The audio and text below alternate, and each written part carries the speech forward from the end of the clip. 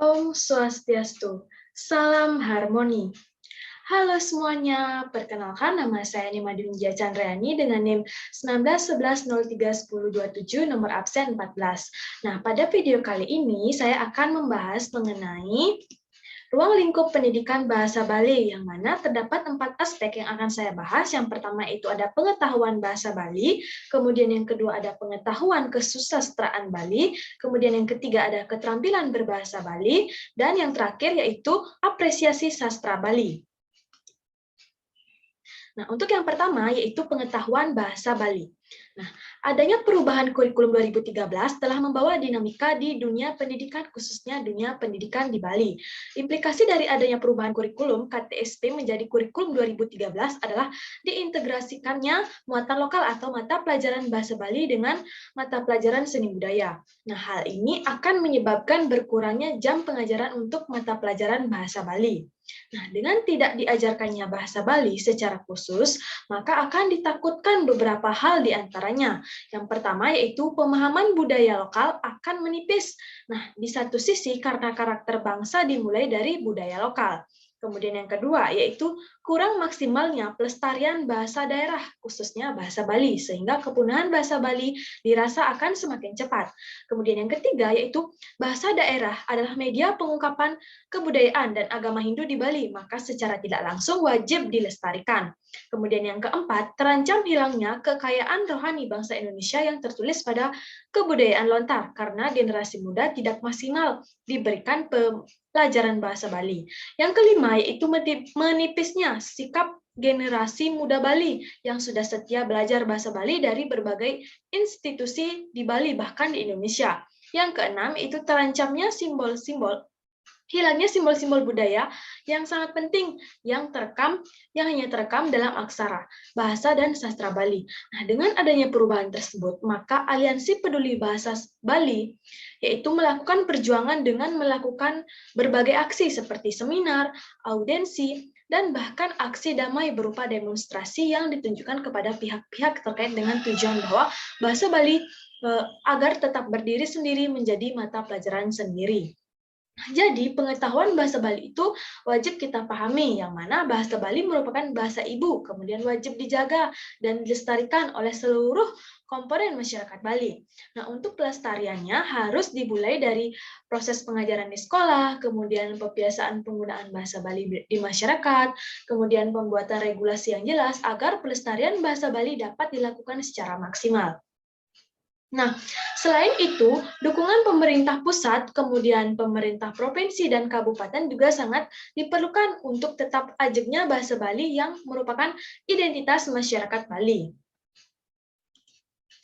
Nah, adapun peran dan fungsi pendidikan bahasa Bali secara akademik dan sosial budaya bagi siswa sekolah dasar yaitu yang sebagai berikut. Yang pertama yaitu bahasa Bali memiliki fungsi dan peran sebagai salah satu simbol identitas. Nah, manusia Bali karena bahasa Bali merupakan bahasa ibu yang harus dilestarikan oleh seluruh komponen masyarakat Bali.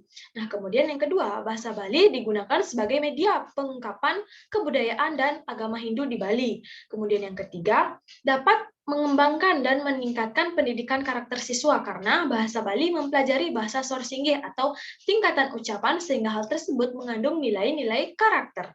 Yang keempat, yaitu dapat mengenalkan bahasa Bali, sastra, dan budaya-budaya yang ada di Bali. Nah, siswa dapat belajar untuk melestarikan budaya Bali yang sudah diwariskan oleh nenek moyang terdahulu. Yang kelima, yaitu dengan adanya pendidikan bahasa Bali, dapat mengekspresikan kasanah budaya Bali. Nah, pendidikan bahasa Bali, terutama pendidikan di sekolah dasar, sangat penting diberikan supaya siswa dapat mempelajari bahasa, sastra, dan budaya Bali sejak dini, dan dapat juga berkontribusi untuk melestarikannya agar tidak punah. Dan yang terakhir itu yang keenam, yaitu bahasa Bali dapat mengekspresikan ide terkait dengan budaya Bali, yang mana mengekspresikan ide ini merupakan fungsi utama dalam bahasa Bali. Nah, untuk yang selanjutnya yaitu, yang materi kedua yaitu pengetahuan kesusastraan Bali.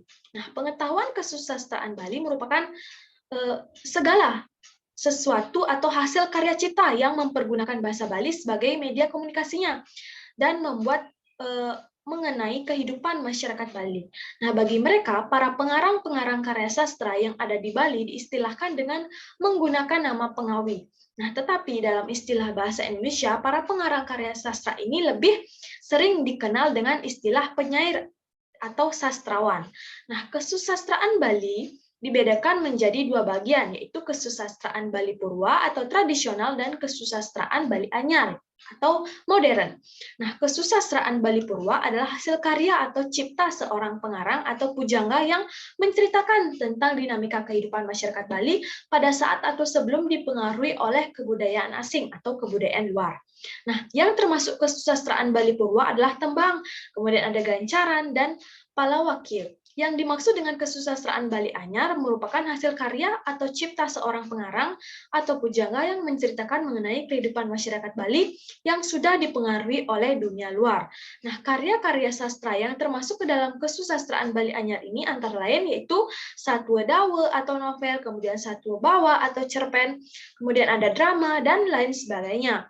Nah, geguritan merupakan salah satu hasil dari kesusastraan Bali Purwa atau kesusastraan Bali tradisional. Nah, sastra Bali Purwa adalah warisan sastra sastra yang mengandung nilai-nilai tradisional masyarakat pendukungnya. Kemudian, karya sastra tradisional, khususnya geguritan, cukup dikenal dan tetap akan hidup dalam kehidupan masyarakat Bali sampai pada saat ini. Nah, hal tersebut ditandai dengan masih adanya kegiatan mabebasan yang berkembang di dalam masyarakat Bali dengan cara diadakannya lomba-lomba pengajaran di sekolah ataupun kegiatan yang lainnya. Nah, geguritan dapat dikelompokkan atau digolongkan ke dalam sastra paletan, yaitu sastra berbentuk puisi yang menggunakan tembang. Contohnya atau tembang tersebut atau pupuh atau tembang mencepat. Nah, karya sastra tradisional khususnya geguritan itu sendiri merupakan suatu sastra kuno yang memiliki ciri-ciri sastra lama atau klasik yang bersifat anonim atau tanpa nama pengarang dan penulisnya. Nah, ini disebabkan karena pada zaman tersebut penulis tidak ingin menonjolkan dirinya dan karya sastranya dianggap sebagai milik bersama. Nah, geguritan ini dibentuk oleh beberapa pupuh yang dimana pupuh-pupuh tersebut diikat oleh beberapa syarat yang disebut dengan padelingse, yaitu banyaknya suku kata dalam tiap-tiap baris, banyaknya baris dalam tiap-tiap bait, dan bunyi akhir tiap-tiap baris menyebabkan pupuh-pupuh itu harus dilakukan. Nah, untuk selanjutnya yaitu ada keterampilan berbahasa Bali. Nah, ruang lingkup mata pelajaran bahasa Bali mencangkup komponen kemampuan berbahasa dan kemampuan keterampilan bersastra atau berbahasa Bali yang meliputi aspek-aspek sebagai berikut. Yaitu ada 4 aspek. Yang pertama ada mendengarkan, kemudian berbicara, yang ketiga membaca, dan yang terakhir itu menulis.